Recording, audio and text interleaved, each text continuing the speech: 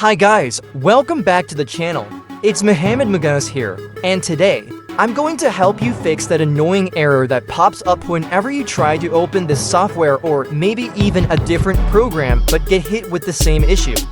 Don't worry, I've got you covered, so let's dive right in and solve this problem together. Alright, first things first, download the software we'll be using to fix this issue.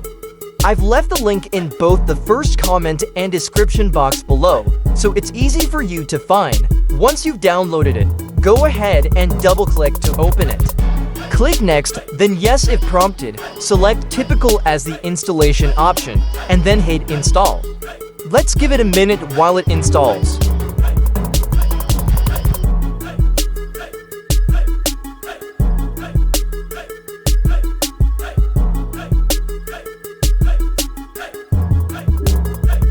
Once it's finished, click Finish to wrap things up.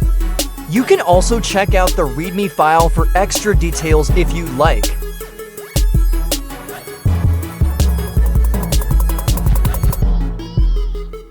Now, let's test it out. I'll open the software again, and as you can see, it opens smoothly without any errors. Problem solved. Thanks for tuning in. If this quick fix helped, be sure to like this video and subscribe for more tutorials like this.